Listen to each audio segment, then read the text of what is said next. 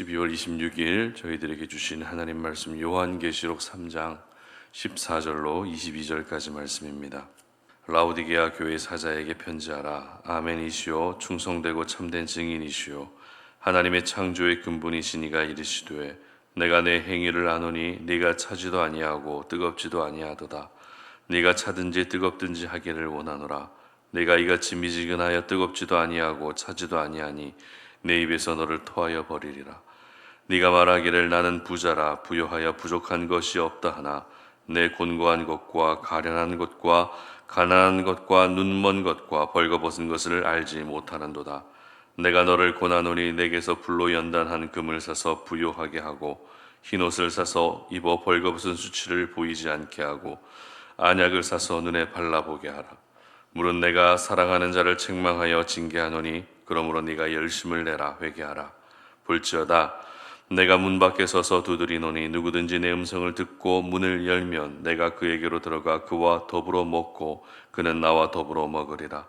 이기는 그에게는 내가 내 보좌에 함께 앉게 하여 주기를 내가 이기고 아버지 보좌에 함께 앉은 것과 같이 하리라.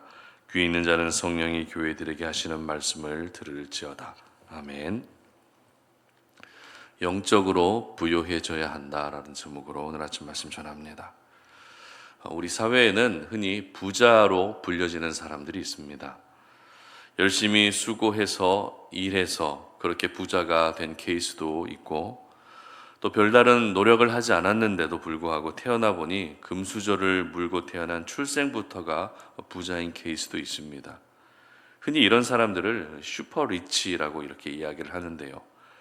가끔 슈퍼리치들의 일상을 소개하는 프로그램을 보게 되면 마치 전혀 다른 세상에 사는 사람처럼 보일 정도로 그들의 인생은 참 화려해 보입니다. 그렇다면 만약 여러분에게 슈퍼리치가 될 수 있는 기회가 주어진다면 어떠시겠습니까? 여러분에게 슈퍼리치가 될 수 있는 기회가 주어진다. 솔직히 싫지만은 않을 것 같습니다. 자본주의 사회를 살면서 부족하면 왠지 아쉬운 것이 돈이기 때문에 슈퍼리치까지는 아니라 할지라도 경제적으로 조금은 더 부유해지면 좋겠다라는 그런 생각을 가지고 있을 수 있습니다. 그러나 오늘 저희들이 이 아침에 기억해야 할 것은 우리가 물질적으로 부유해지는 것보다 영적으로 부유해지는 것이 우리에게 여러모로 유익하다는 것입니다. 오늘 본문이 바로 이것을 저희들에게 잘 가르쳐주고 있는데요. 오늘은 소아시아 7교회를 향한 말씀 중에 마지막에 해당되는 말씀으로 라오디게아 교회를 향한 말씀을 기록하고 있습니다. 이 라오디게아 교회의 특징은 칭찬은 듣지 못하고 책망만 들은 교회라는 것입니다. 특별히 이 라오디게아 교회가 언급되는 성경은 골로새서가 유일한데요. 왜냐하면 골로새와 라오디게아 사이의 거리가 비교적 가까웠기 때문입니다. 그리고 이 라오디게아 지역의 또 하나의 특징으로는 은행이 많은 지역이었습니다.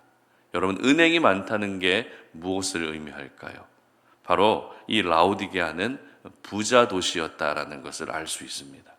실제로 직물 공업을 통해서 엄청난 부를 축적한 것으로 알려져 있습니다. 이 라오디게아 교회가 부자 교회였다라는 것을 뒷받침해 주는 말씀이 17절 상반절에 잘 기록되어 있는데요. 한번 읽어보도록 하겠습니다. 네가 말하기를 나는 부자라 부요하여 부족한 것이 없다 하나. 자, 이처럼 전혀 부족함 없는 도시 라오디게아에 세워진 라오디게아 교회는 그 지역의 영향을 받아서인지 늘 우리는 부자고 부요해서 전혀 부족함이 없다고 스스로 자부하는 그런 교회였습니다. 여러분, 교회가 재정이 부족하지 않다는 것은 그만큼 많은 사역을 할 수 있는 기회가 주어질 수 있다는 것을 말합니다.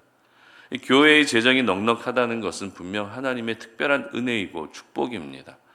그러나 안타깝게도 라오디게아 교회는 이 물질의 부요함이 오히려 독이 되고 말았던 것이죠. 그래서 17절 하반절 보시기 바랍니다. 내 곤고한 것과 가련한 것과 가난한 것과 눈먼 것과 벌거벗은 것을 알지 못하는도다. 무슨 말입니까? 분명 라오디게아 교회는 물질적으로 부요한 교회였지만 하나님이 보시기에는 부요한 교회가 아니라 곤고한 교회였고 가련한 교회였고 가난해서 벌거벗은 교회와 같은 그런 아쉬움이 많이 남는 그런 교회였던 것입니다. 그런데 오늘 라오디게아의 모습은 우리가 이미 살펴봤던 서머나 교회와 정반대의 모습입니다. 서머나 교회는 비록 환난과 궁핍이 끊이지 않았지만 하나님이 보시기에는 실상은 부요한 자라고 하나님이 칭찬해 주셨습니다. 이처럼 라오디게아 교회와 서머나 교회는 전혀 반대되는 모습의 교회였던 것입니다. 이것을 통해서 알 수 있는 사실은 물질적으로 넉넉하다고 해서 하나님은 그것을 절대 부요한 삶이라 인정하지 않으신다는 것입니다. 하나님은 우리가 물질적으로 부요해지는 것보다 영적으로 부요해지는 것을 더 기뻐하신다는 것입니다. 자, 그렇다면 영적으로 부요해지는 것이란 구체적으로 무엇을 말할까요? 15절과 16절 말씀 보시기 바랍니다. 내가 내 행위를 아노니 네가 차지도 아니하고 뜨겁지도 아니하도다. 네가 차든지 뜨겁든지 하기를 원하노라. 네가 이같이 미지근하여 뜨겁지도 아니하고 차지도 아니하니 내 입에서 너를 토하여 버리리라. 아멘. 바로 미지근한 신앙이 아닌 뜨거운 신앙으로 하나님을 섬기는 것이 바로 오늘 성경에서 기록하고 있는 영적으로 부요해지는 것입니다. 그렇습니다, 여러분. 신앙에는 중간이 없습니다. 신앙생활에 중립지대란 없습니다. 세계 나라들 중에는 국가 사이의 분쟁이나 전쟁에 전혀 관여하지 않고 항상 중간 입장을 지키는 중립국이라는 것이 있습니다. 스위스라든지 오스트리아가 대표적인 중립국이죠. 이런 중립국가는 갈등을 완화하거나 중재하는 역할을 합니다. 그래서 정치 외교에서는 이 중립국이 꼭 필요합니다. 그러나 신앙은 어떻습니까? 중립이 필요하지 않습니다. 신앙에서 중립을 지킨다는 것은 세상과 하나님을 겸하여 섬기는 것을 말합니다. 물질과 하나님이라는 두 주인을 함께 섬기는 것을 말합니다. 만약 신앙의 중립, 다시 말해 미지근한 신앙이 되어버리는 순간 하나님은 우리를 입에서 토하여 버리시겠다고 말씀하실 정도로 하나님은 신앙의 중립을 절대 인정하지 않으십니다. 자, 그렇다면 스스로 부요함을 자랑했던 라오디게아 교회가 책망을 받았던 이유로 이 미지근한 신앙을 지적받은 이유가 뭘까요? 바로 앞서 말씀드린 것처럼 하나님 앞에서 부요함은 물질적 부요함이 아닌 영적 부요함이기 때문입니다. 하나님을 적당히 섬기는 것이 아니라 하나님께 완전히 올인하는 신앙으로 살고 하나님을 필요할 때만 찾는 신앙이 아니라 365일 24시간 항상 하나님과 동행하며 하나님의 필요를 전적으로 인정하며 사는 영적 부요함이 물질적 부요함보다 더 중요하다는 것입니다. 그리고 14절 하반절도 보시기 바랍니다. 영적인 부요함에 대해서 조금 더 구체적으로 기록하고 있는데요. 라오디게아 교회 사자에게 편지하라. 아멘이시요 충성되고 참된 증인이시요 하나님의 창조의 근본이신 이가 이르시되. 자, 이미 살펴본 대로 소아시아의 다른 교회들을 향한 말씀에서 각 교회마다 예수님을 소개하는 말씀이 조금씩 달랐습니다. 그런데 라오디게아 교회를 향한 말씀에서 예수님을 어떻게 소개하고 있는가 하면 하나님의 창조의 근본이신 이 이렇게 소개하고 있습니다. 다시 말해 예수님이 하나님의 창조 사역에 함께 동참하셨다는 것입니다. 라오디게아 교회 성도들은 돈과 물질을 가장 중요하게 여겼지만 이 세상을 창조하신 하나님과 예수님이 모든 것의 근원이 되신다는 것을 기억하며 온전히 하나님을 잘 섬기고 예수님을 잘 섬기는 것이 진정한 영적 부요함이라는 것입니다.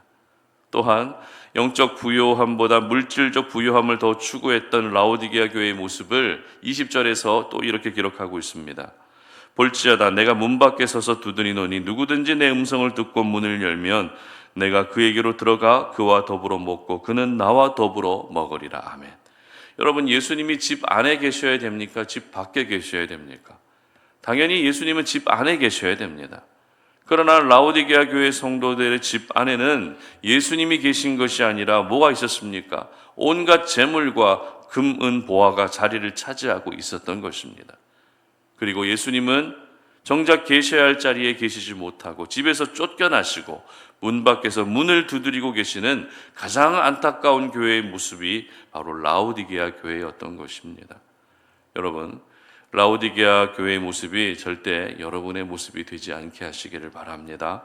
항상 물질적 부요함을 우선으로 여기며 살았던 것, 우리의 삶을 내려놓고 영적 부요함이 여러분의 인생의 최우선이 될 수 있었으면 좋겠습니다.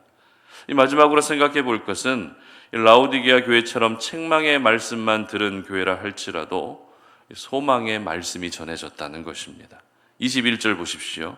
이기는 그에게는 내가 내 보좌에 함께 앉게 하여 주기를 내가 이기고 아버지 보좌에 함께 앉은 것과 같이 하리라. 아멘. 차지도 않고 덥지도 않은 미지근한 신앙의 교회라 할지라도 보좌에 함께 앉을 수 있게 해 주시겠다는 것입니다. 물질적 부요함만을 중요하게 여긴 교회라 할지라도 하나님 보좌에 함께 앉을 수 있게 해 주신다는 것입니다. 그러므로 오늘 이 아침에 저희들은 지금까지 물질적 부요함을 추구하며 살아왔던 우리의 모습을 열심을 다해 회개할 수 있어야 되는 것입니다. 그래서 19절 하반절을 보시면 이렇게 기록하고 있죠. 그러므로 네가 열심을 내라, 회개하라. 아멘. 다른 것에 열심을 내기보다 우리가 오늘도 가장 열심을 내야 할 부분은 바로 회개하는 것입니다. 이 회개가 우리로 하나님 보좌에 함께 앉을 수 있게 하는 방법이 되는 것입니다. 회개할 때 책망받던 인생이 칭찬받는 인생으로 바뀌게 되는 것입니다. 오늘 라오디게아 교회까지 소아시아 7교회를 향한 말씀을 묵상했는데요. 각 교회를 향한 말씀의 마지막 내용은 귀 있는 자는 성령이 교회들에게 하시는 말씀을 들을지어다. 이 말씀으로 각 교회를 향한 말씀이 모두 결론 짓고 있습니다. 무슨 말인가 하면 하나님의 말씀에 귀를 열고 있는 사람은 변화를 경험할 수 있지만 하나님의 말씀에 여전히 귀를 닫고 있는 사람은 아무리 말씀을 들어도 아무런 변화 없이 멸망과 심판의 길을 걷게 된다는 것입니다. 바라기는 우리 송탄 올인의 모든 지체들은 모두 들을 귀가 있었으면 좋겠습니다. 그래서 오늘 라오디게아 교회를 향한 말씀을 통해서 물질적 부요함이 아니라 영적으로 더욱더 부요해질 수 있는 그런 은혜가 있으시기를 주님의 이름으로 축복합니다. 함께 기도하겠습니다. 하나님 감사합니다. 오늘도 우리가 하나님의 거룩한 말씀 앞에 우리의 모습을 돌아보며 우리의 모습이 하나님이 토하여 버리시겠다고 말씀하신 그런 라오디게아의 모습이 라오디게아 교회의 모습이 되지 않기를 원합니다. 하나님, 오늘도 우리가 추구해야 할 것은 물질적 부요함이 아니라 영적인 부요함인 줄로 믿사오니 우리 살아가는 송탄 올인의 모든 지체들이 오늘도 물질의 부요함을 추구하는 것이 아니라 하나님을 더 뜨겁게 섬길 수 있는 영적 부요함을 추구하며 살 수 있는 저희들 되게 하여 주시옵소서. 그래서 하나님께서 우리를 토하여 버리시는 것이 아니라 우리를 늘 품어주시고 안아주시고 늘 우리와 함께 동행해 주시고 주님 보좌 우편에 함께 앉을 수 있는 그런 은혜까지도 허락하여 주시옵소서. 감사드리며 예수님의 이름으로 기도드립니다. 아멘.